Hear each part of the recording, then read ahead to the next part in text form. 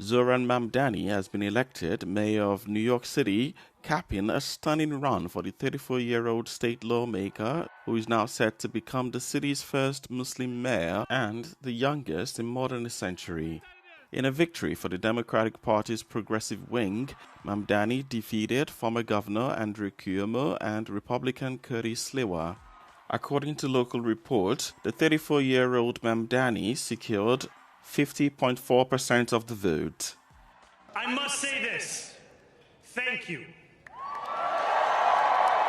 Thank you to the next generation of New Yorkers who refuse to accept that the promise of a better future was a relic of the past.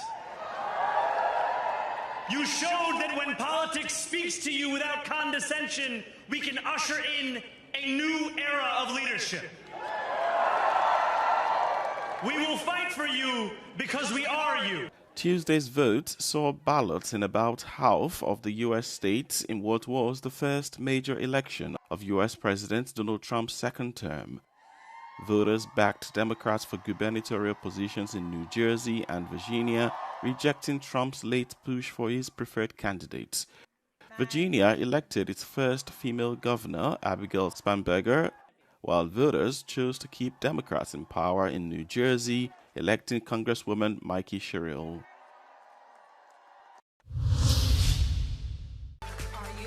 Geopolitics took center stage at Euronews Enlargement Summit in Brussels on Tuesday, with leaders from candidate countries framing their ambition to join the European Union. I see enlargement as much more than just the enlargement. It is really the possibility for making our European Union stronger, as you have said. It is the possibility that we, if we do it right, do finally unification of Europe. Ukraine has chosen to be the EU member through the similar feeling of life, freedom, democracy, humanity, respect to the human rights, just respect to a human, to his or her choice. So with Montenegro, European Union is going to prove its very name, is going to prove its concept, is going to prove its values, and is going to prove its geopolitical status. Moldova wants to continue to be a democratic country, wants to be part of the free world. And of course, because of the security threats that we have been experiencing, because of the hybrid war that we have been experiencing, especially since Russia's invasion of Ukraine. We received first positive report for starting negotiations in 2009 together with Croatia. And unfortunately, we are in the same place where we were 25 years ago. We'll take it in a very serious and responsible way, all the remarks, all the demands from EU partners, and considering it, will change our attitudes and our stances on different issues and will improve our behavior in the future, and we hope that the European Union will notice it. We have opened 5 of 6 clusters within only 11 months, which is an absolute record in terms of speed.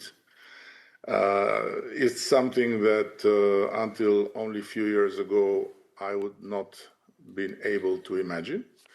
But this is why life is so beautiful. Very much. Despite mounting frustrations on both sides with the enlargement process, the leaders' main message was clear. Expanding the union is no longer a matter of choice, but of necessity.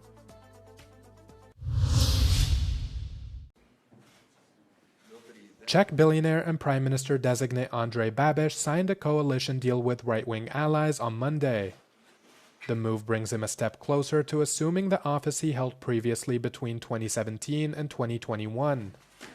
Babiš's ANO party has teamed up with the Motorist Party, who are climate change skeptics, and the Freedom and Direct Democracy Party, or SPD, which is against the EU and NATO. The incoming prime minister says he hopes his coalition will materialize and take the reins by mid-December. The announcement comes after Babiš was asked by Czech President Petr Pavel to form a new government following his party's victory in last month's parliamentary elections. The ANO party won 34.5% of the vote, securing 92 seats in the 200-seat chamber, despite being previously projected to score far lower figures, ranging between 60 and 72 parliamentarians. Babiš promised to present the coalition agreement and its priorities to Pavel later this week. Many are worried his return, backed by fringe Eurosceptics, could decrease support for Ukraine.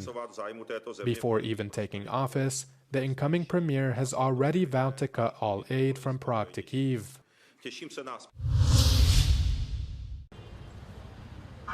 Peru has announced the severing of diplomatic ties with Mexico. It comes after former Peruvian Prime Minister Betsy Chavez, who is under investigation for rebellion, fled to the Mexican embassy in Peru to request asylum. The country's foreign minister said the government decided to cut ties as the Mexican government has been interfering in a, quote, inadmissible and systematic manner in Peru's internal affairs. In 2022, authorities accused Chavez of participating in a coup d'etat together with former President Pedro Castillo. Lima is seeking to sentence Chavez, who was Castillo's prime minister at the time, to up to 25 years in prison. Travelers across U.S. airports continue to experience major flight delays and cancellations due to an uptick in absences from air traffic controllers caused by the government shutdown. Almost 13,000 air traffic controllers in the U.S. have been working without pay since October, when the government shutdown began. But not all of them are willing to do so, with many taking sick leave, making it increasingly difficult to keep to the schedule. I just feel this is America, and you feel when you come to America that things will work properly. And so we're going to be here probably for about 5 hours now because we thought we had to check in early because of what's going on, so slightly disappointing. The U.S. government shutdown is due to enter its 35th day by Tuesday evening, when it will tie with the 2018 to 2019 shutdown as the longest in U.S. history. According to the Washington, D.C.-based Bipartisan Policy Center, at least 670,000 civilian federal employees have been temporarily suspended, while some 730,000 are working without pay.